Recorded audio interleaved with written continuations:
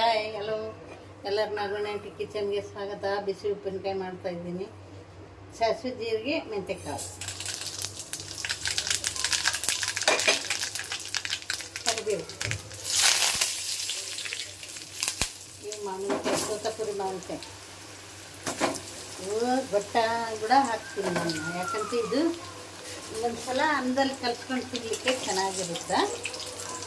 ಅದಕ್ಕೆ ಫಸ್ಟ್ ಇದನ್ನು ಗೊಟ್ಟನ ಹಾಕಿ ಫಸ್ಟ್ ಸ್ವಲ್ಪ ಫ್ರೈ ಮಾಡ್ಕೊತೀನಿ. ಏನಂತೀರ ನೋಡಿ, ಕಲ್ಸ್ಕೊಂಡಿದ್ವಿ, ಕಲಿಸಿಲ್ಲಲ್ಲ ಕಲ್ಸ್ಕೊಳ್ಳಿ. ಈ ಗೊಟ್ಟ ಸ್ವಲ್ಪ ಫ್ರೈ ಆಗ್ಬೋದು. ಫ್ರೈ ಆದಮೇಲೆ ಇದನ್ನ ತೆಗೆದುಬಿಟ್ಟು ಇವಿದಾವಲ್ಲ ಹೆಚ್ಚಿಟ್ಕೊಂಡಿರೋ ಹೋಳು ಅವು 3 ಕಾಯಿ ಇವು ಇವನ್ನ ಮಾಡಿ ಅದರ ಇವನ್ನ ತೆಗೆದುಬಿಟ್ಟು ಸ್ವಲ್ಪ ಫ್ರೈ ಆದಮೇಲೆ ಇದನ್ನ ತೆಗೆದುಬಿಟ್ಟು ಆಮೇಲೆ ಅವನ್ನ ಹಾಕೋದು. ಅವನ್ನ ಒಂದು ಸ್ವಲ್ಪ ಬೇಯಿಸ್ಕೊಂಡು ಆಮೇಲೆ ಅವನ್ನ ಬೇಯಿಸ್ಕೊಳ್ಳೋದು.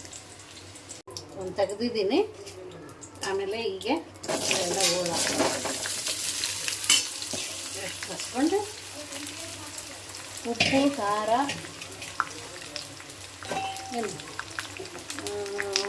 ಉಪ್ಪು ಖಾರ ಅರಿಶಿನ ಪುಡಿ ಉಪ್ಪು ಹಾಕ್ತಾಯಿದ್ದೀನಿ. ಈಗ ಅಂಜಾದು ನನಗೆ ಗೊತ್ತಾಗುತ್ತೆ ಕೈಯಲ್ಲಿ.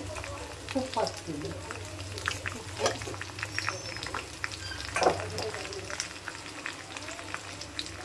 ಖಾರ ಅರಿಶಿನ ಪುಡಿ,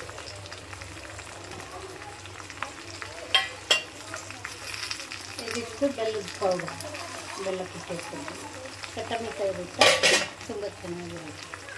ಉಪ್ಪು ಹುಳಿ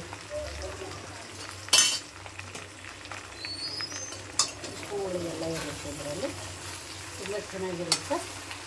ಅರ್ಧಂಬರ್ಧ ಬೇಯಿಸ್ಬೇಕು ಅಷ್ಟೇ, ಪೂರ್ತಿ ಬೇಯಿಸಂಗಿಲ್ಲ.